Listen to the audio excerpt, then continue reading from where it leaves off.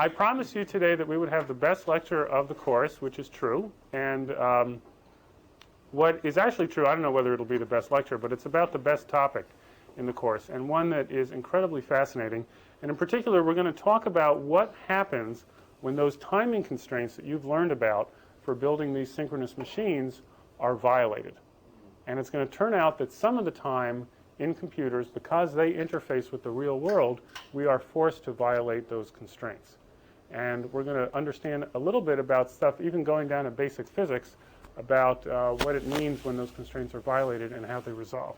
But let's begin with a little bit of review, taking a look at some of the timing that you've been learning about in the at the end of the last week. So if you remember, here we have a typical synchronous finite state machine, and it consists of some combinational logic and input and output and some feedback that, if you remember all of our examples, goes through a synchronizing delay or memory element, which is this flip-flop right here, clocked by the clock. And if you remember that there were certain constraints on the timing having to do with this feedback loop right here. And the first constraint was one saying whether or not the loop would work at all. And it was a question of, as soon as this clock goes off, then contamination begins to affect this Q output here. And as soon as this gets contaminated, then contamination flows through the combinational logic and comes back around here. And we wanted to first ensure that that kind of wave of contamination that goes through here did not happen too quickly. Because after all, just like a camera, we're blessed with an expert here on cameras, there are setup and hold times for this flip-flop. In other words, the picture of the data that we're going to take has to stand still when we click the shutter here. And Phil, even before you came, I was talking in these terms. And thank you. And so this contamination race is basically saying, don't have the contamination race around back to the lens here before the hold time has passed. And what that says is that the hold time has to be less than the sum of the contamination from clock to Q of the register here and the contamination delay of the combinational logic over here, which is how fast we can race around here. Okay. The second constraint that we had with regard to timing was when we could click the shutter the next time, which is a question of when does the new data about the next state or the next state come around through the combinational logic in order to get back to D. And if you remember, there we were talking about the propagation delays, or what's sometimes called the maximum propagation times, between the clock and the Q. And after that time has passed, there's some propagation time from here to here, then back around. And then we need to wait some additional time, which is the setup time, while the data sets up here on D, before we can hit the clock again. And so that says that the clock period has to be more than the sum of the propagation times of the flip-flop and the combinational logic, plus the setup time. And then finally, we talked a little bit about clock skew, and clock skew just kind of makes everything worse. If it's possible that this clock and this clock are not going to be hit at exactly the same time, we have to add a little bit of extra margin for the clock skew. And so these two relationships which we had before, all you need to do to understand how the clock skew makes them harder to meet is to put them up there and say, which side of the inequality should I put the clock skew on in order to make the inequality more difficult to meet? And the answer here is that you add the clock skew on the left-hand side, saying that we have to ensure that the contamination delays are greater than a number which is bigger than it used to be because of clock skew. Yeah? What does the squiggly line represent? The squiggly line represents my attempt to draw the fact that this path is a different length than that path. Although, if you looked at it and measured it, it may actually turn out that they're the same length. But what I'm trying to say is that here's the clock coming into the system, and for one reason or the other, the clocks don't hit these 2 points at exactly the same time. And I've unwrapped the feedback loop here to show clock goes clock to Q through the combinational logic over here, and then either the setup or the hold for the data over here. And so the skew makes this inequality a little bit worse, and it does for this one as well. The clock period needs to be a little bit greater than it used to be because we have to take into account the skew. And this is a measure of the absolute sort of worst case difference. This is always going to be a positive number between different clocks in the system. And so if you have a nanosecond or something like that, you would put that in here to indicate the amount of clock skew that was in the system. But anyway, that's all by way of review. And now we're into the period of time when the projector blinks a little bit and then it warms up and does better. The trouble with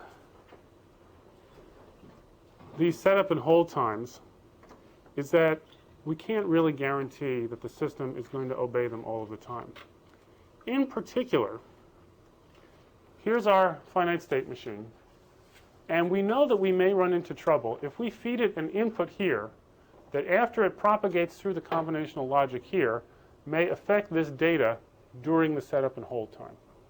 And why is that the case? Well, these inputs are coming from the real world, from the outside. They're the keyboard keys that I'm going to type. They're the network packets that are coming in over the Ethernet or what have you.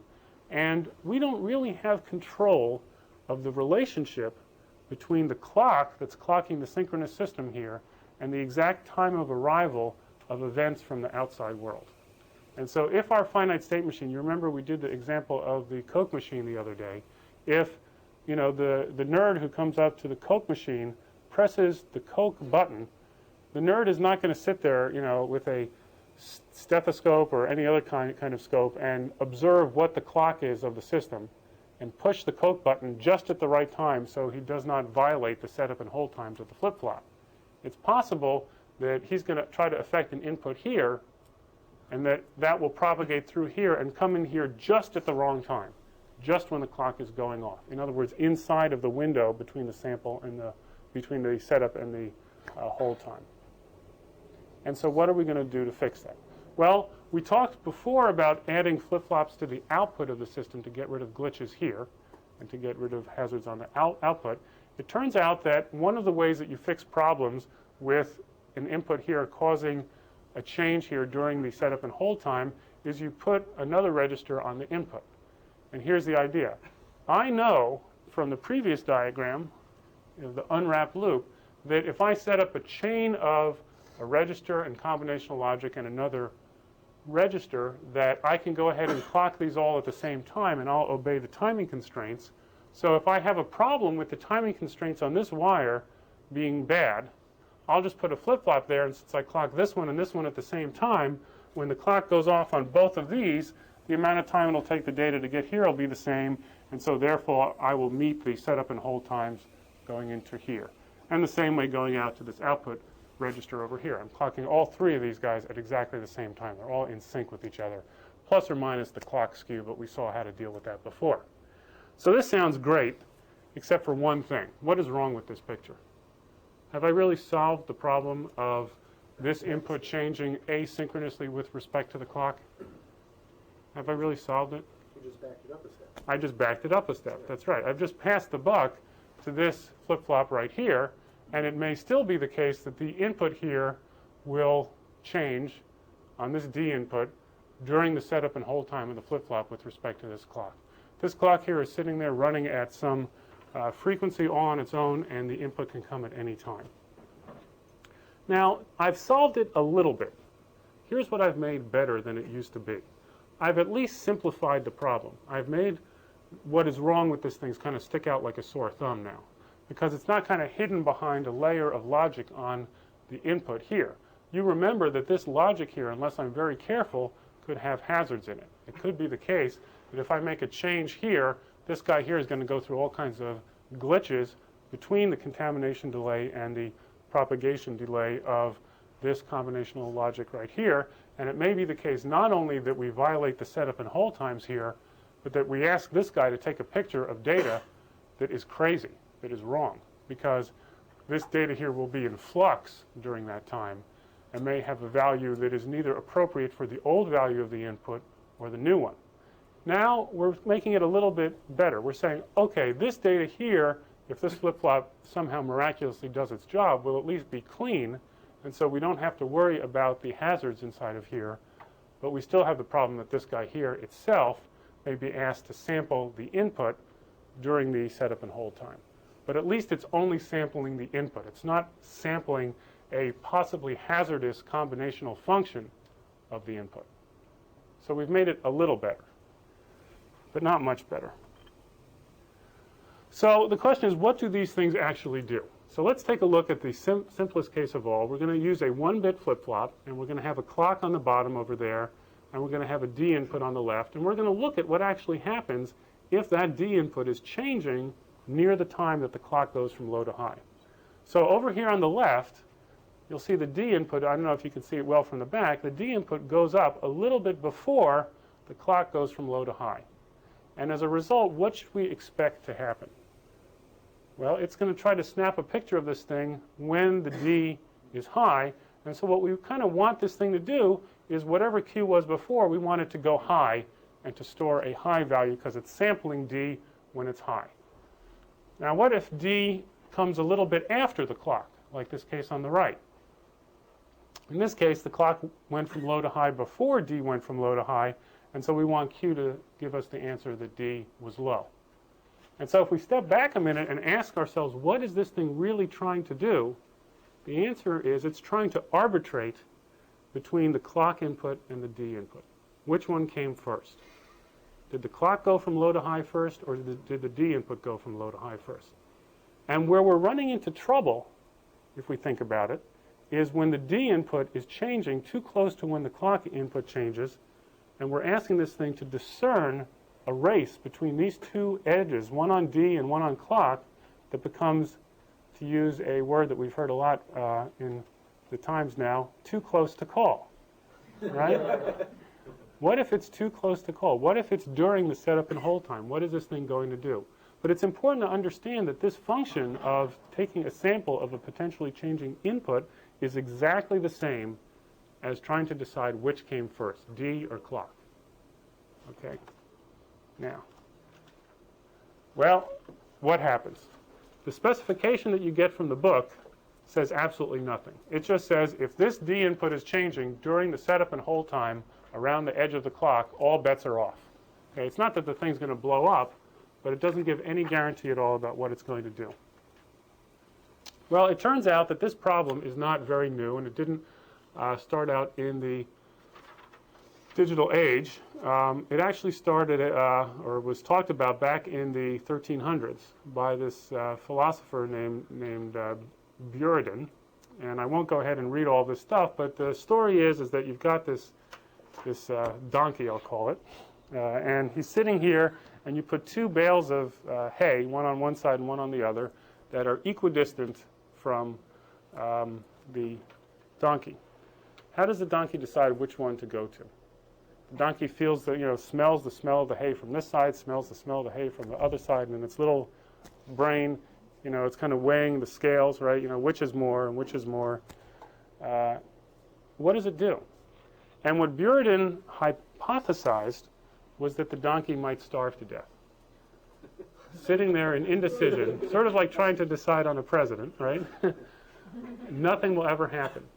And this was an incredibly important thing because it turned out that even though he was just a philosopher, in fact, he stumbled upon something which is, and I say that just jokingly, he stumbled upon something which is incredibly deep, okay? It's a deep thing that the closer the race is, the longer it takes to decide who won. Again, something we've seen recently, okay? And it seems obvious, but it turns out that there are actually rules in physics saying that this is true, okay? And, you can invent all kinds of things to try to get the donkey here to go one way or the other. You can invent a wind, let's say, and he gets to smell the one that's on this side because the wind is going from here to here, and so he decides to go to the left. But, if that's true, let's just start the donkey off a little bit closer to the other bale of hay here. Okay, this is the only picture that I could find on the web was these kind of chives. But just think of it as hay, okay? What if we started the donkey closer to the other bale here, right? And there was a wind. Well, somewhere there will be an equilibrium point, again, where the attraction of the two is exactly the same in the little mind of the donkey. And then you say, okay, well, what we're going to do is we're going to wait so many weeks, and if the donkey hasn't made up his mind, we're going to give him a kick to one side or the other, right? But what happens in that case if just before we're about to give him a kick, the donkey says, oh, I've made up my mind? What do we need to do in that case? We need to decide which came first. our little timer that says the donkey's run out of time and it's time to give him a kick, or the donkey making up his mind.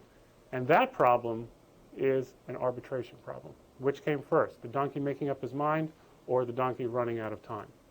And so, in fact, there is, in general, no answer to this. And it is possible, in fact, for a donkey to starve to death trying to, well, not a real donkey, but, you know. Now, a real donkey, of course, has never starved to death, as far as we know, going in between two bales of hay. But theoretically, it is possible. And we're going to talk about exactly what the mathematics of that are like. Another example is a game show. Here we have two contestants, A and B, and you guys have seen this before. They each have a button to press, and an arbiter needs to decide which one pressed the button first. This problem is exactly the same. In fact, you could go ahead and hook up A to the clock input of a flip-flop and B to the D input of a flip-flop, and the flip-flop would have to make up its mind. Except if both of the buttons are pressed down almost simultaneously, you might violate the setup and hold times of the flip-flop, and so far you guys don't know what's going to happen. Well, it turns out that a edge-triggered flip-flop is a more sophisticated version of an arbiter than we actually need to build in order to solve the problem. And so I'm going to take this one notch down and go back to our fundamental mode state machines. If you remember, we talked about D-latches and set-reset flip-flops. Well, this is actually a version of a set-reset flip-flop which is used to decide which one wins. And so just trace through a circuit with me here for just a second. This is what you might use if you're trying to decide a game show. If A presses a button and A goes from 0 to 1 before B goes from 0 to 1, then what takes place? Well, let's say both of them are low to begin with. These are both low. Well, if these are both low, what's the output of the AND of a low thing and anything else?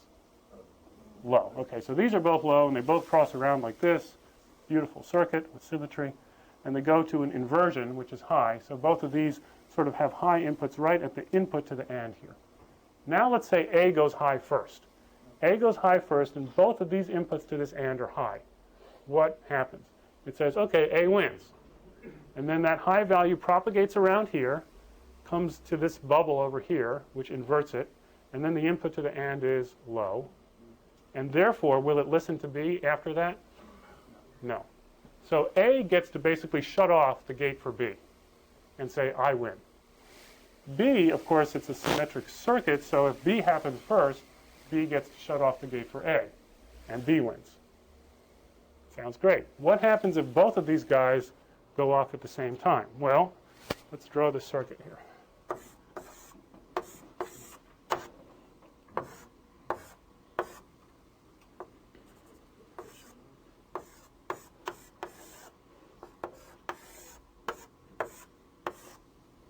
Okay, so we said we're going to start out with both of these things being low. Low, and the output from here we said was going to be low. This is going to be low, and this is going to be low over here. Okay, and this gets inverted on the inside to become high.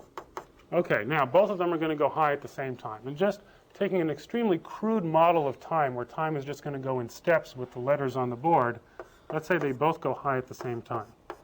Okay, what's the output of both of these AND gates if both of these go high at the same time? 1 instantly and then 0 instantly and then 1. Yes. So both of these go high, comes around here, both of these go high. Then what happens? They both go low. Then these highs go through the inversion, which causes the gates to go low. And that goes around, and that goes around, and without too much, okay? And it begins to sound like the court decisions coming out of Florida, right? As they go around and around and around and around, making up their mind. So we begin to see the possibility of a kind of behavior here which is not exactly like the donkey in between two bales of hay where he just kind of sits there and says, I can't make up my mind, right? But rather he kind of sort of goes to one side, goes to the other side, goes to one side, goes to the other side. And this is the other kind of indecision that circuits like this can make, where in fact they oscillate. They sit there and they keep... Now notice it's not really making up its mind in either of the cases. It keeps flipping back and forth between no one won and everybody won, and no one won and everybody won, and no one won and everybody won. And the ones and the zeros are chasing each other around in this loop, okay, which is just a weird thing, but it can happen. Okay? And circuits like this, in fact, if you hook an oscilloscope up to them, can oscillate. Okay. Now, let's take another look at this circuit. If both of the inputs to a circuit like this are high, and I've moved the bubbles here from the input part of the gates, I've kind of pushed them around to the output part of the gates. But you all agree I haven't changed the circuit at all. If both inputs are high, this circuit is really the same as two inversions hooked together in a loop. Because if one input of a NAND gate like this is high, then the input comes in and is inverted going to the output. So we have two inversions going around in the loop, and the inverse of an inverse is just the same thing, and you end up with a logic circuit that basically just has feedback like this. And this should look very familiar because it's just like the logic circuit that we talked about in the D latch, where it used a circuit with positive feedback like this to latch on to either a 0 or a 1. This circuit, when the inputs are both high, is desperately trying to latch on to either a 0 or a 1. The problem is that we're setting it up in the middle, and it doesn't know which one to go to, whether to hold on to a 0 or a 1. And so there's sort of two different circumstances that a circuit like this can get stuck in. One of them is called static metastability, and the other one is called dynamic metastability. But the important thing is that you understand this word metastability to begin with, and what it means is that it's not stable. It's not holding on to a 1 or holding on to a 0, but it is metastable, and that means that it is indeterminate, somewhere in the middle, trying to make up its mind. Now, it turns out that a logic circuit like this has what we call positive gain. In other words, if this is the voltage on the input, on the x-axis here, and the y-axis is the voltage on the output, then as the voltage on the input goes from a low value all the way up to a high value over here, the voltage on the output has a curve that looks sort of like this S-shaped thing over here. And this is actually your first introduction to the idea of gain inside of circuits. And what the gain means is that instead of this straight line over here, which would be V out equals V in other words, the output of a gate like this is equal to the input of the gate, what the circuit does is it says, look, I want to make sure that in order to hold on to this output, that I have some amplification of the signal. And so the slope of the line, this dark line here, which is the transfer curve of a circuit like this, in fact has a slope greater than 1. The output is an amplified version of the input. And since the slope is greater than 1, it does what everybody who's played around with an audio amplifier knows. If you turn the gain up too high, it clips the output, right? And so within this range, it's a nice gain more than 1, but past a certain point, it saturates, and that's as high as it can go. And past this point on the left-hand side, it saturates, and that's as low as it can go. And it turns out that this is a wonderful thing, and it allows the device, when you hook it in feedback, to hold on to the value very well. And we'll talk about noise in a future lecture and how a circuit like this can reject noise. But for now, if you remember the idea of how a dynamic RAM works, how it reads the value and amplifies it and then writes it back. If you remember the idea of the bathtub with the leak in it, right? We're going to look at the bathtub and see if it's high or low. And then if it's high, we're going to add more water to the tub, right, to fill it up the rest of the way. This function is doing the same thing. It's amplifying the output as it comes back around here and sending it back out in an amplified version. Now, when I hook a circuit together in a feedback loop like this, what you will notice is that there are 3 places where the lines cross. This straight line over here is the equation of the wire, where the output voltage is equal to the input voltage. And the S-shaped curve is the equation of this logic buffer, which does nothing more than take the input and produce it on the output with some amplification. And you'll notice that they cross in 3 places. This place over here is what's called the stable high state. In other words, this circuit is capable of latching a high value right here. And if, for whatever reason, because of leakage or noise or whatever, the voltage begins to decrease a little bit, the amplification of the buffer will push it back up. In a similar way, this state down here, which is called the low state, the stable low state, works the same way. It holds on to a low voltage value, and if there's a little bit of drift in that value because of noise or or some leakage, it'll push it back down again. But notice that the curve also crosses in this third place right here. And this is what's called the metastable location. And here's what goes on here. Right here in the middle, V out equals V in. Now, V out equals V in, except that there's amplification in that triangle, which means that if a little bit of noise comes by and V out equals a little bit more than this middle point, then the amplification will make it be even further, even more positive, and more and more and more until it finally drives to here. On the other hand, if it's sitting right here and it drifts negative a little bit, the amplification will drive it the rest of the way down to the bottom.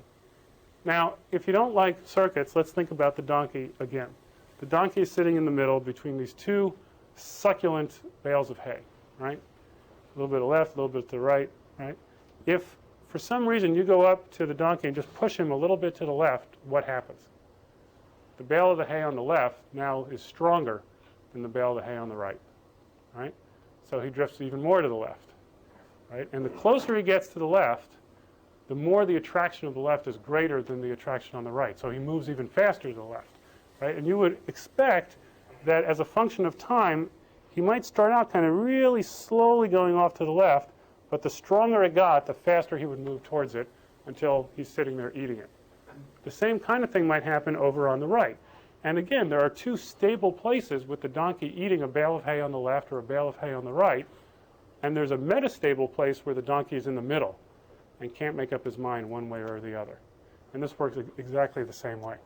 Now, for those of you that are somewhat familiar with circuits, and we're going to get a little bit more into this in the future, you can describe the dynamics, how this circuit evolves with time in terms of a capacitance and a resistance, and that it takes time for this circuit here to charge up. All that that's really saying is that the donkey has some mass, and it takes him time to move over to the left-hand side or time to move over to the right-hand side. I like to give many different physical examples of this phenomena so that no matter what sort of background you have, you can understand what it's like. Think of a bat standing on its end. Yes. Oh, so here is a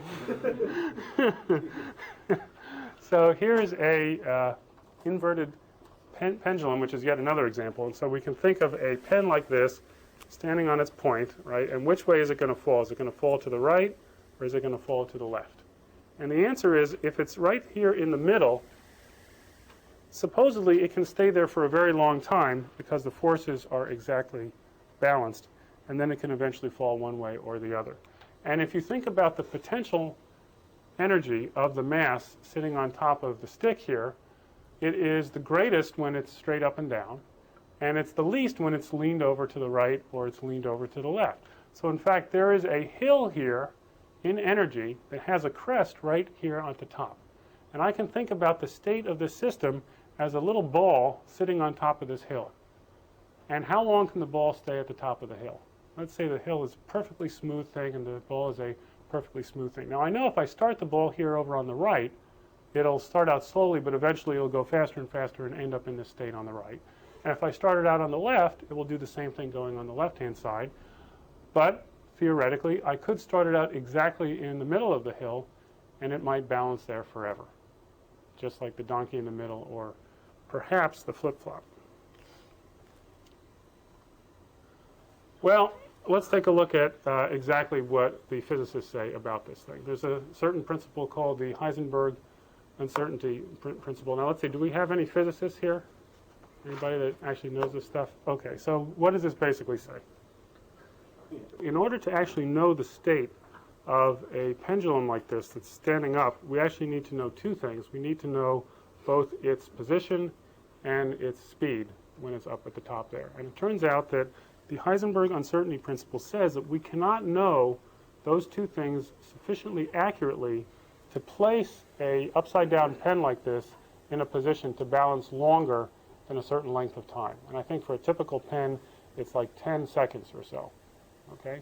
And what typically happens in the course at MIT is that the students who have taken physics courses all raise their hands and say, I know that a pen can't stay up for more than 10 seconds. So therefore, all the stuff you're telling me now is false, and I know that this metastable state cannot last for very long. The donkey will not starve because Heisenberg says so. Okay? But it turns out that Heisenberg does not say so.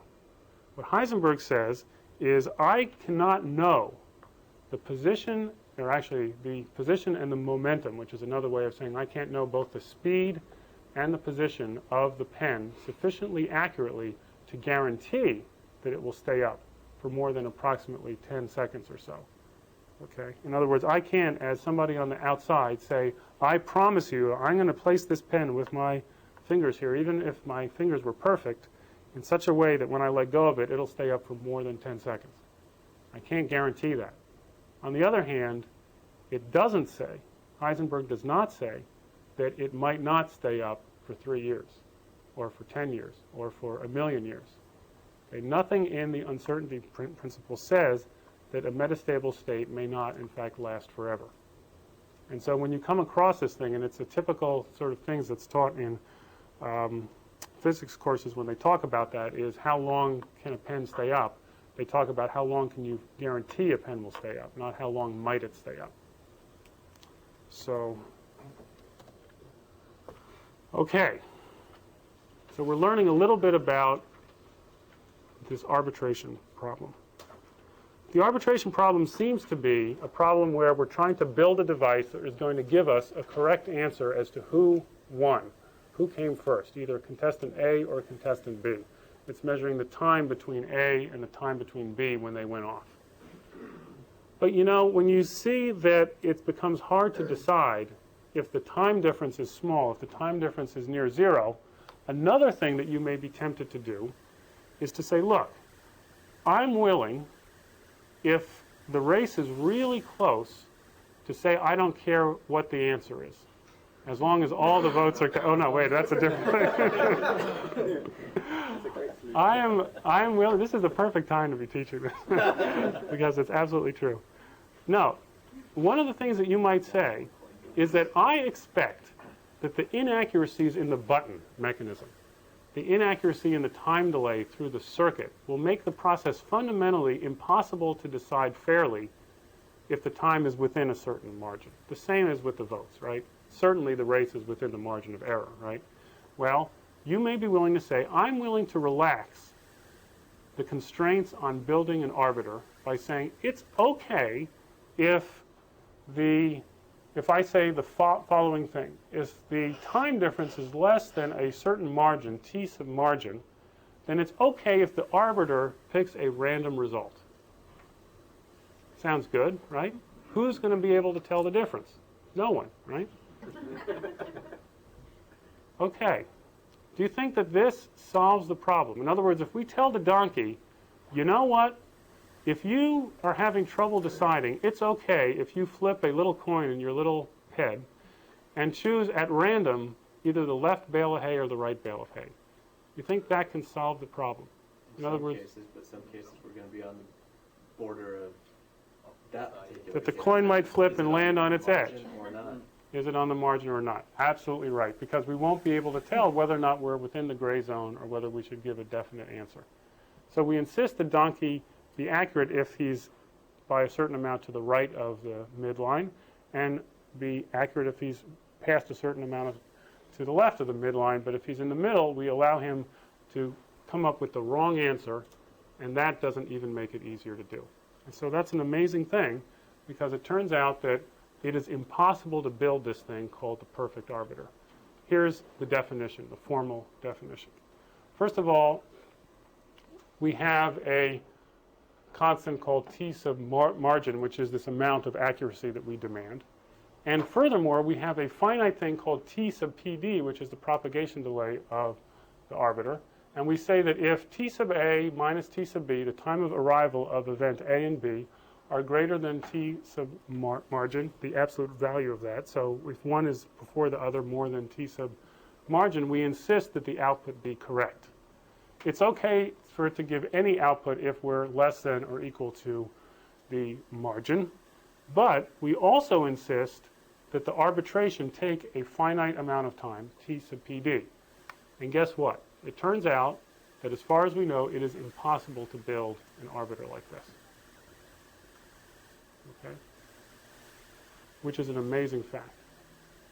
Now, it turns out that, as I showed you before on the board, we can have ones and zeros chase each other around the room, around the loop over there. And you can show that in a circuit. If you have two R's and two C's, it turns out that a circuit like this can oscillate. And if you were to put a scope, which we can't do in this class, on this node here or on that node there, you'd actually see the waveform jumping up and down and up and down and up and down before it made up its mind. I'm going to skip over that part because that's the demo circuit from MIT. Here's another question. Can we build an arbiter that looks like this?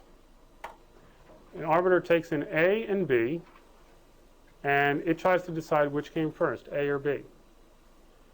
And it gives its answer out over here, and it also has a flag saying when it's made up its mind. Well, obviously the answer is yes, but the question is, why can we build this thing?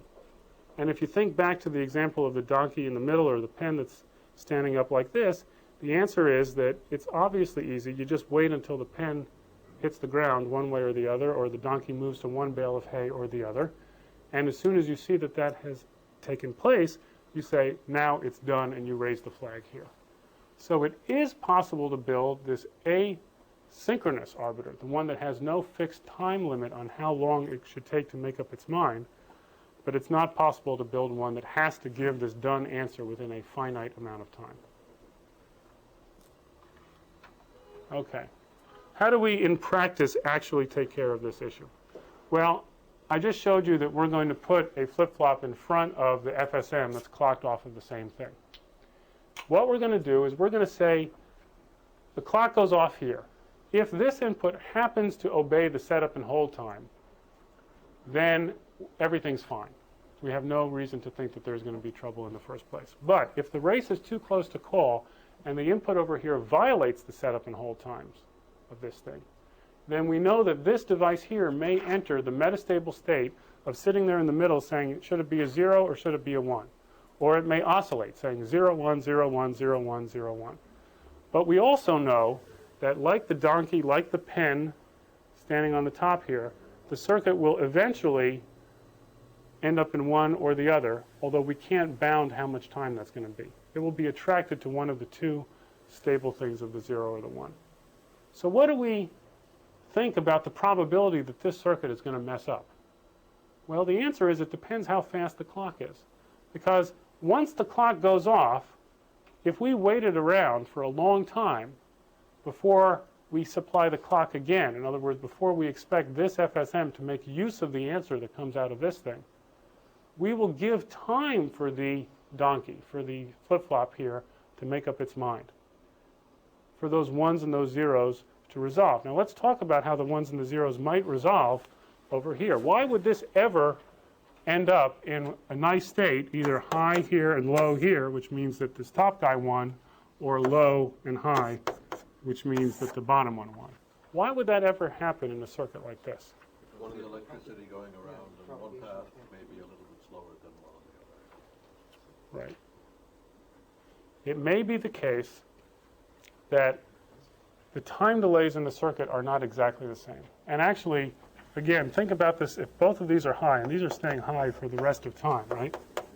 After we press the button here both at the same time, it may in fact be the case that the high values as they propagate around are a little bit slower or a little bit faster than the lows that are propagating around. And another way of thinking about the signal here is that this looks like the square wave here, right? And this one does too. It may be the case that this edge gets delayed a little bit and moves out towards here, and the pulses begin to get a little bit wider. Or it may be the case that these get a little bit wider. But one way or the other, this thing will tend after a while to die down. It'll ring and ring and ring, flip-flopping back and forth and back and forth. But eventually, either the highs will grow or the lows will grow. In fact, you may think that it's impossible, since it's always impossible for two real values in the real world to have exactly the same value. The propagation times of the rising edge and the falling edge of this thing cannot always be exactly the same. And so it will always be the case that this will tend to extinguish the oscillation that goes on here, and it'll end up being a value that's high or a value that's low, like that. Or maybe the other way, okay? So even in the dynamic case, the oscillation will die down. Phil, why don't you stand up? We're going to use you for a demo. Why don't you pretend that, once again, you're an MIT student, Okay. and you're going to start over there, and you're going to walk towards me. And you know how MIT students are when they walk down the hall. You know, they are not thinking very much about what they're doing, and they tend to kind of do dumb things, right? We're reading the book, and the two of us are walking towards each other, and we bump into each other, and the hall is only so wide. Okay. And so the two of us decide to step over here to get past each other. And then the two of us decide to step over there to get past each other, and then over and over again. And you see this at MIT now and then, right? And the question is, how long can this go on? And the answer is, this is exactly the same as the ones and the zeros chasing each other around the loop here. Okay? In that this circuit is trying to decide which one will get to squeeze in front of the other one and shut the other one down. And finally, one of us will be a little bit slower going one way or the other way, and we'll end up passing, perhaps bumping into each other like this, never even actually having looked up from our books to see each other. Okay, thanks.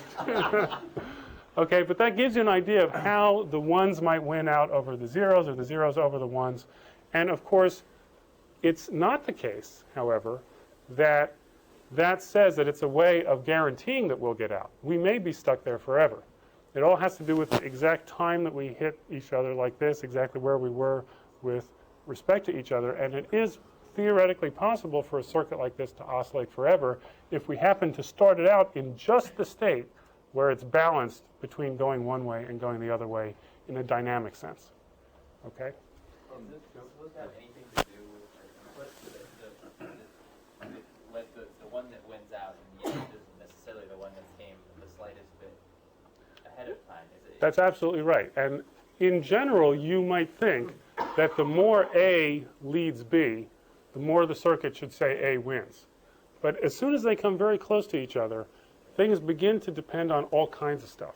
The temperature of the room, whether there's somebody that turns on a light, whether there's a butterfly on the other side of a world that flaps its wings, you know, all sorts of things like that. No, it's absolutely true. That the closer they get to each other, the more exquisitely sensitive the circuit becomes to noise. Because, you know, again, the pendulum that starts off like this, right, at the beginning, if it's off by much, it has a lot to do with where I started it. But if I started out right in the middle and it gets, you know, where it stands there for 10 seconds or more, it has very little to do with what I did, and has a lot to do with which way the wind was going here, and whether the, you know, molecules of the air are bouncing on the left-hand side or bouncing on the right-hand side more as time goes on. But it still seems to me, if I set up this thing in a finite number of times, the probability you'll set up in the right state is zero. You have to try an infinite amount of time to get there. Okay, so you're absolutely right, okay? But let's get to there by, first of all, asking ourselves the question, how do we in practice solve this issue? Now, in practice, I don't worry about walking down the hall and getting stuck forever, right? It turns out in practice, we don't have to really worry about this with a circuit like this if we leave enough time for the situation to resolve. It may be the case, and you've seen people do this on the sidewalk, right? Or at least in the movies on television, you see people do it on the sidewalk. But we always manage to get past each other.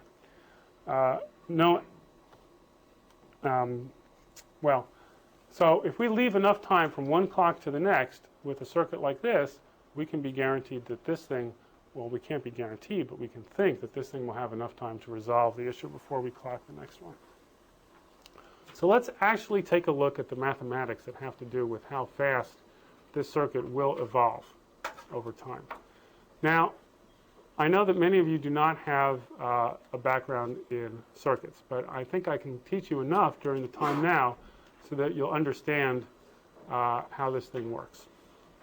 Basically, what's going on here is we have this amplifier A, and we have a resistor and a capacitor which act to slow down or give some momentum to the circuit. The same way we have a donkey with some mass to it, okay? And it is attracted to one bale of hay or the other with an attraction that's proportional to how close it is to the bale of hay. If it's in the middle, it doesn't know what to do, but the closer it gets to one side, the more it's attracted towards there. Now, it has some mass to it, So it doesn't instantly go over there. It takes it some time, but you might imagine that it walks faster and faster as it goes towards the end. And so if I were to draw a set of curves over here for what the evolution of either a donkey or a pendulum or two nerds or whatever you want versus time might be, where this is the low value and this is a high value over here, if I started them out in the middle, what I'm claiming is that they may stay there forever as time goes by. But if I started them out, let's say over here, then chances are it'll become a high, but it will start out sort of at this speed, and then the closer it gets to going high, the faster it goes like that. And if I started out over there in exactly this symmetric case, it'll go towards low like that. In other words, as time goes by, the closer we get to being either low or high, the higher this slope is, the faster the slope is towards getting there. Okay? Now what might happen here? Well, I started this out a little wrong. This should actually have some slope to it at the beginning. Can't really draw very well. Okay? Over here, we would expect the initial slope to be less than this is here. So think of this slope as being half of that slope. Okay? But as soon as we get down to here, this curve for the rest of the way will be identical to this curve that we've just drawn here, like so. And in the same sense, if we start out over here, the slope's going to be less, and then when we get to over here, this curve is just a copy of this curve here. Because after all, this is our state, and once we're in this state, being this close to the high, we do the same thing, but just shift it in time. And then over here, if we did that, that would be even less of a slope, and then when we get to this point, this curve is the same as that curve with time. Okay? And then if we're half of that, okay, now I'll start to get a little loose here. How I draw. That'll go like that, and then even closer, a curve perhaps like this. What are your axes? So the x-axis is time, and the y-axis could be anything. Let's say that it's voltage, V, between a high voltage and a low voltage. And in the middle is the balance point, the metastable point. So here we're looking at how we evolve with time. The pendulum going to the left or the right would work the same way. The donkey going to one bale of hay or the other bale of hay would work the same way. And now we begin to understand that the closer we start out to the middle, let's say we start out this close, the longer it's going to take us to make up our minds whether we're high or we're low.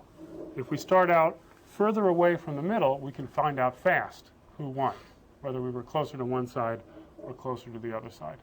And that has to do with who won in time, or whether we started out to the left or the right of the balance point in the middle. The idea is the same. Just a quick question. Yeah.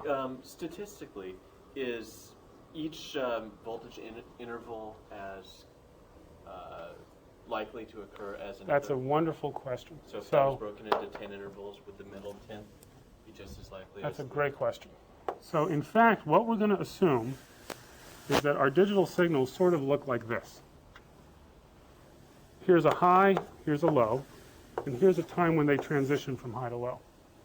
During this time, when it's low, there's no chance that it's going to be anywhere in the middle. It's going to be down on the bottom. During this time, there's no chance because it's going to be up on the top.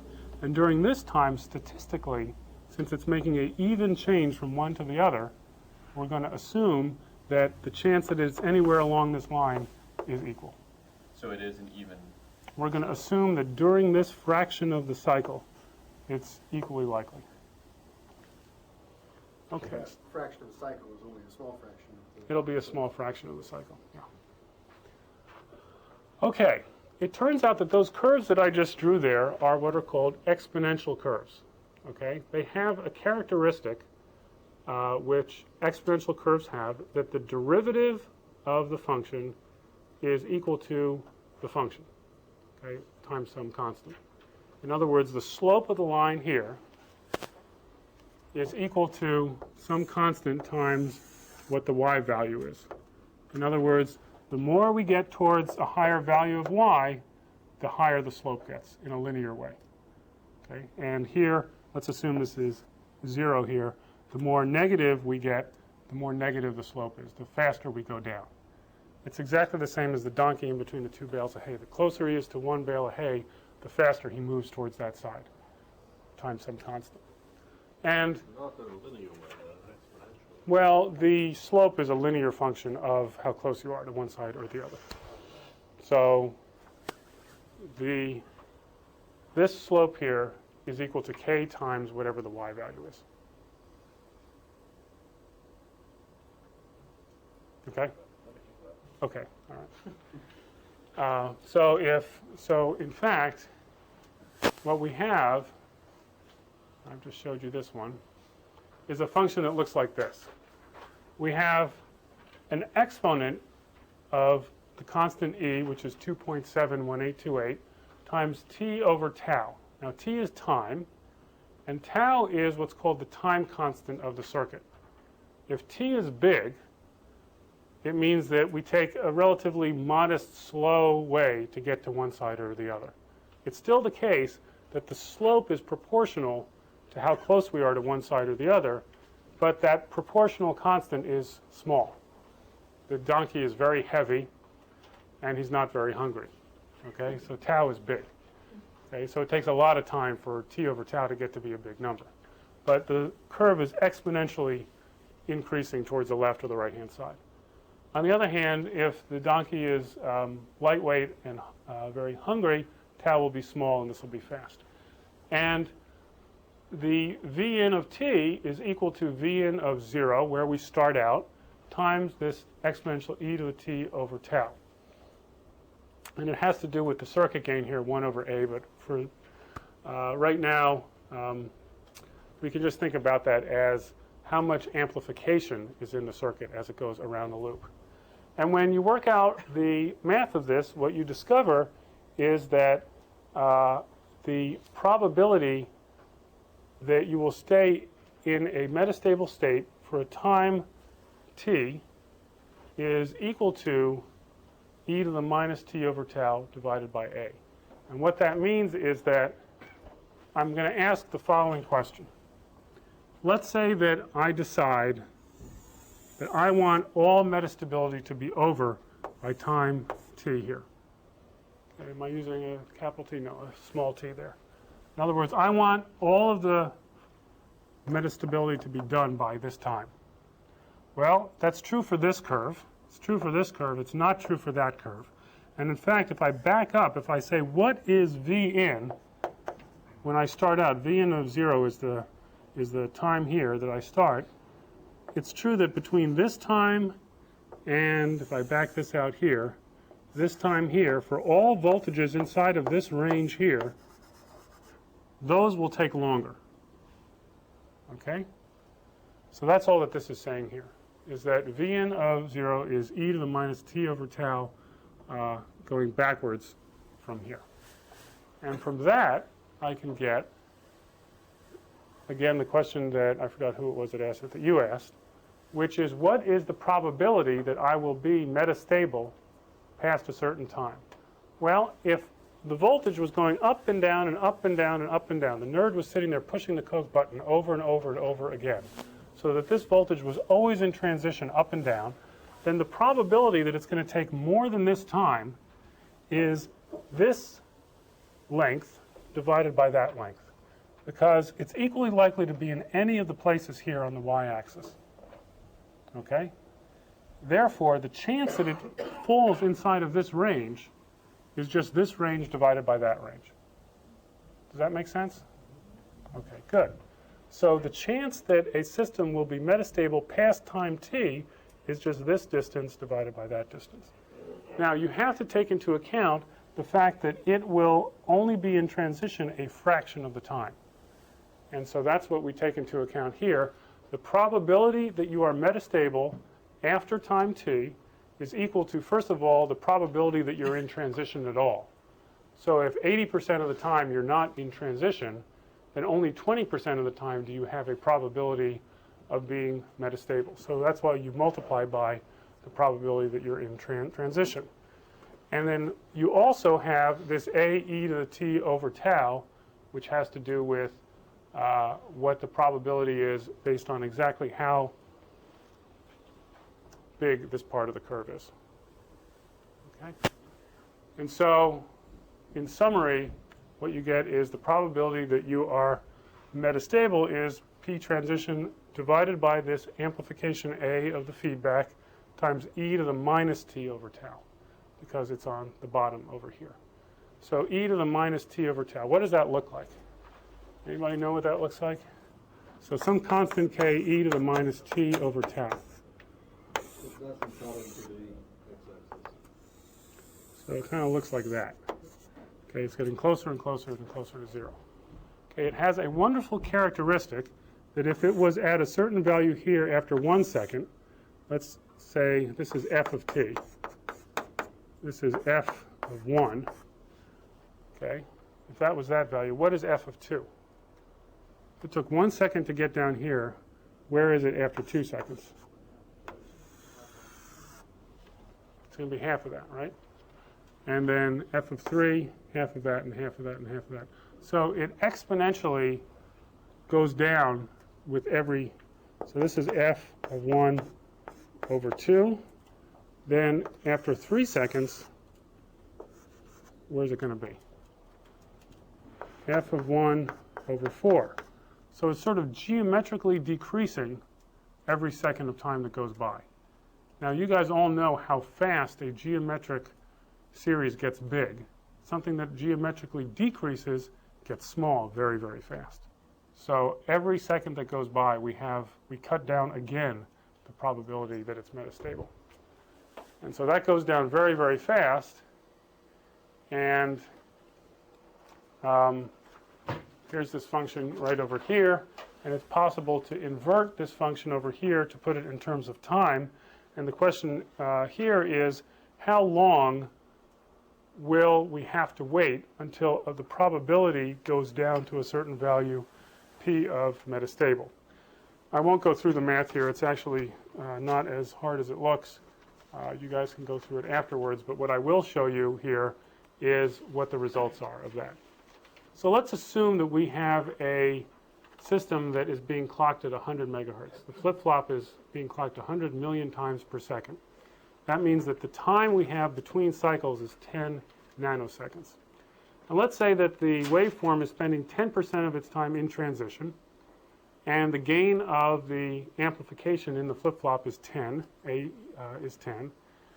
And we assume that the time constants inside the circuit are around 1 billionth of a second, 1 nanosecond. And so this is sort of typical values for what you would find inside of a finite state machine inside of a processor chip.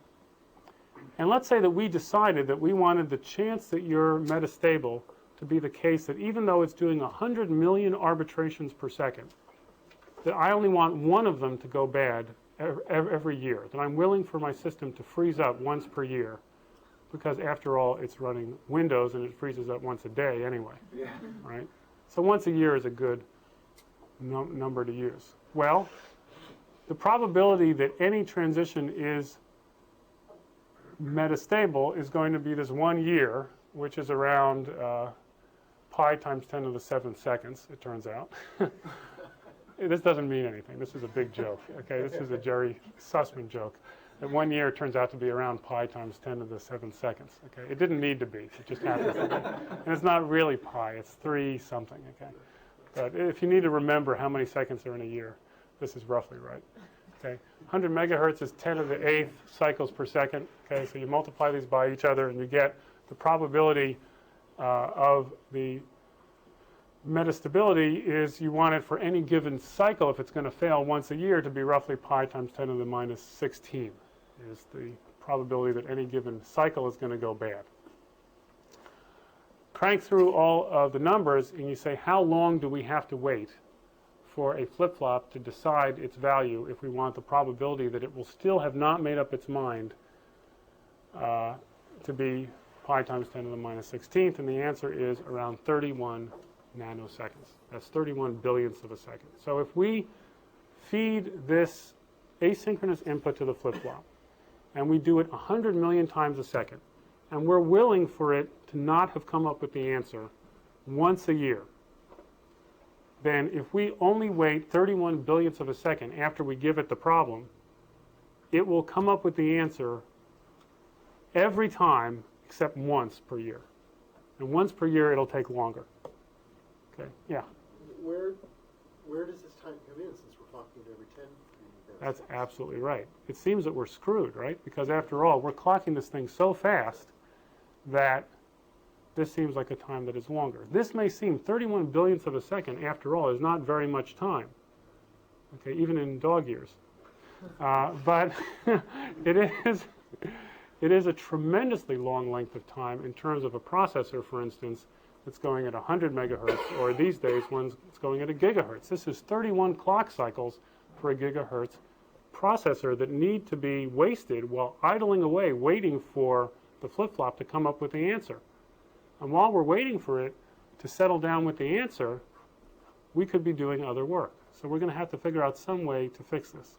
Well, just before we get off this thing, I just want to show you the power of these exponential decreases, because let's say we wanted it to only fail once every 10 years rather than once each year. If we were running Linux on the system, right? It doesn't fail more than once a year, so we want the system to not fail more than once a year. And so if we want to increase the probability, or excuse me, decrease the probability by a factor of 10, it turns out we only need to wait 33 nanoseconds instead of 31. How fixed is the value of tau? Because that has a Tremendous effect on the system. That's absolutely right. So if this was 0.1, then this might become much less than that. It would be 3 point something nanoseconds as opposed to 33. But these are sort of typical values that are out there. Yep. And A is pretty much fixed too. Okay. Well,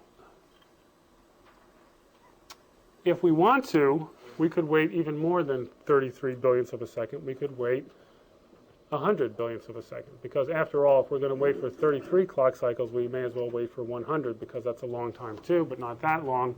And it turns out when you work the numbers out, the probability that it will still be metastable after 100 billionths of a second is 10 to the minus 45.4. Or if you're running it at 100 megahertz, it's around one failure every 10 to the 30th years. So even Phil's software will not be hobbled by this thing. And just to give you an idea of how big a number 10 to the 30th years is, we have some great thing here. Age of man, 10 to the 7th, age of the earth, age of the universe, 10 to the 10th. So you can, to answer your question now, probabilistically reduce the chance that you will still be metastable to a tremendously low number. But you do have to wait some time. And the amount of time you need to wait, if we're going to wait for this long, and this, by the way, is the typical length of time that is used. If you talk to any digital engineer that's out there and you ask them, how long do you wait for a metastable state to resolve itself between one state or the other, the answer is 100 billionths of a second. Okay, that's how long we wait. But aiming at 10 to the minus 45th is completely excessive. It's totally crazy. But it turns out that this is so that you have to wait 30 nanoseconds at least. So the idea is, well, if we're going to wait for that long, we may as well wait for 100. What's the probability that a photon from space is going to hit our computer? And zap it, right. That's also a very low number. But, and we're going to get into this thing. Near as low as this. It's probably not as low as this, right? And that is only one of many types of errors that could happen. And so, in fact, we're going to talk in a later lecture about all of the different effects that could happen to screw us up. And we're going to learn that, in fact, computers are not truly fail-safe things, okay? That, in fact, they have a non-zero probability of failing at any given time. That can't possibly be true. Well, many students think so, but it's actually not true. Is the 100 nanoseconds also used to cover other things that are going on? No. It's only for this purpose? Right. But this is only on the input side. Only on asynchronous inputs. Okay. And so here's the way to think about this now. If you obey the setup and hold times, you can pretty much be sure that everything will work just fine, except if the photon comes in or some other bad thing happens. And we'll talk about the probability of that too. In Okay. my short life, I've had a photon come in. I'll tell you about it later. Okay, well. But if you're not going to obey the setup and hold time, here's what you can depend on. You can't depend on the flip-flop giving you the answer in the propagation time of the flip-flop, which is typically 2 nanoseconds. What will happen is if you violate the setup and hold time, it'll take longer to make up its mind, and the answer may be random. Okay? And it may take forever. But the chance that it'll take forever is very, very low. And in fact, the chance that it'll take more than 100 billionths of a second is so low that if we allow this much time to take for it to settle down one way or the other, we can pretty much be sure that it will have settled in one state or the other, and we don't need to worry about it. What? Well, 10 to the 30 is a long time for one processor, but like the Study at Home project has collected at least like 10 to the A little low, 30. 8 and 9. Oh, I guess that's still a lot. 10 to the 30 years, you know, even if you, like the age of the universe is 10 to the 10th year, so we have a factor of 10 to the 20 to play with here before we get to the age of the universe. Okay, so I think we're okay. Even if everybody had a processor and they're all going at the same time, I think that we're still cool. The important thing is you can't run this on every flip flop, right? So there's still the question of you have to determine whether or not it's an asynchronous input, determine whether or not you put it into Right. this. We are only going to do this, so let me actually, since it's not in the lecture, I don't think, let me go ahead and skip to a future lecture and tell you how we're going to solve this problem. The problem of deciding whether or not to delay or what problem? Of how to synchronize these things. Sure, you don't want to do it on every, this is actually in a later lecture, but let's talk about it now, okay? Here's your FSM, combination logic. And let's say that we're going to clock this at 1 gigahertz. Okay, this is on the inside of the Pentium 4 or something, right? It's actually 1.5 now. But. Okay, this is, let's say, 1 nanosecond in between pulses. And despite their attempts to make it not so, there are actually real-world inputs to the Pentium 4. Okay? How are we going to deal with it? I'm telling you that if there's a register here, and we clock this guy with the same clock as here, we have to wait 100 clock cycles before we can make use of this output. So what are we going to do? This doesn't work, right? Because this will clock, you know, here's my Coke button, right? Give me a Coke, right? Because everybody knows the Pentium 4 is going to end on the inside of a Coke machine, you know, pretty soon anyway. Okay, give me a Coke. Uh-oh, I got the wrong answer. I'm putting out something that's halfway between a high and a low for 100 clock cycles. Well, that's going to screw this thing up, right? So what do we do? Put a counter, it counts the clock cycles, and every 100 clock cycles it sends off a tick. Yeah, that's possible. So we could sort of gate this thing and say every time we want to look at the input, sort of disable this thing for 100 clock cycles before we actually take the value. And it turns out that AND gates are actually good at this. If this is a low, this could even be halfway between a low and a high, and this will still be a low.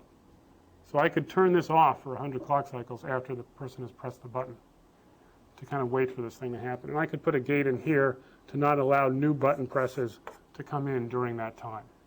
And so I could sort of set this guy off, and this guy could go off and think about something else for 100 clock cycles, and then I can look at the output. That's a viable way to do it. But let's say that this isn't the Coke button, and we're actually getting a whole bunch of data in here. In fact, let's say that we're getting data that's changing almost as fast as the clock is there. Let's say it's changing every 4 clock cycles. How are we going to deal with it?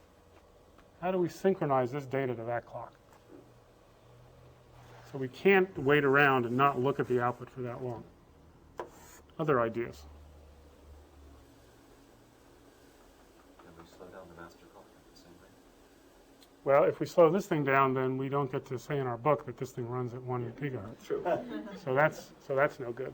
But during the times of asynchronous input, is that possible? Well, that is possible. Yeah, we can slow the machine down. Some Yeah. sort of buffer. Some kind of buffer.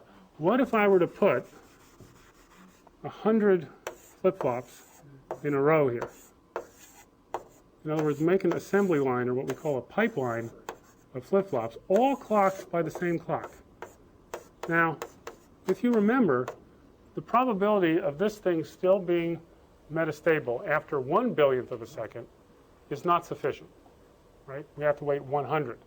But it is lower then the probability that this thing is somewhere in the middle, because it has had some time to try to converge one way or the other, to move the donkey towards one bale of hay or the other.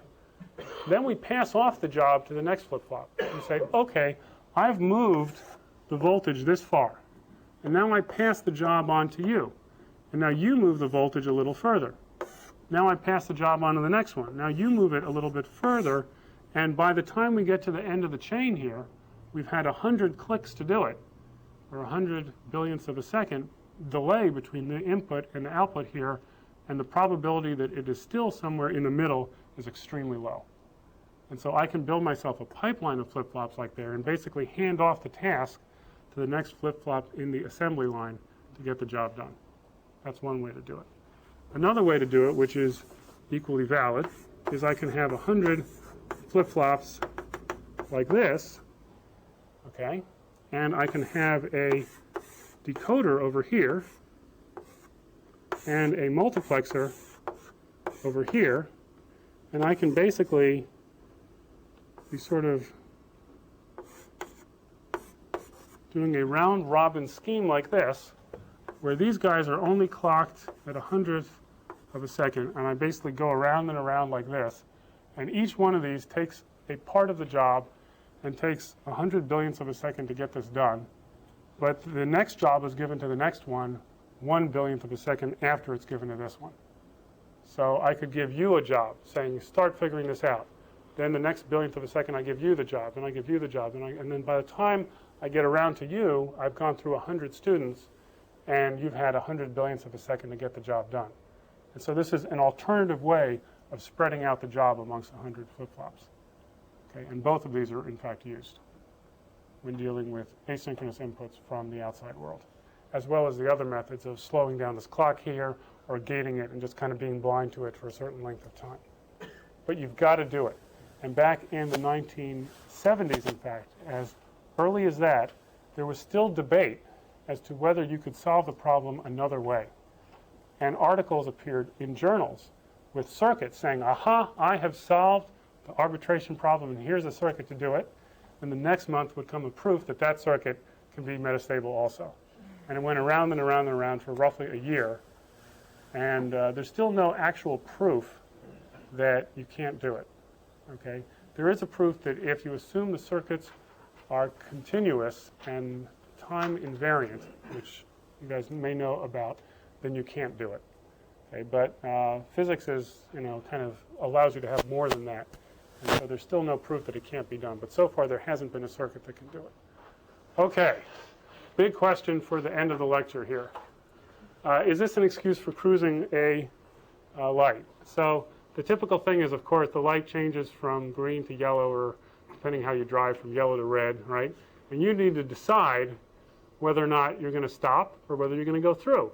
And if the light turned to red before you got to the intersection, you're supposed to stop, right? And if it turned to red after you went through the intersection, you can go through. And so this is a metastability issue as well, okay?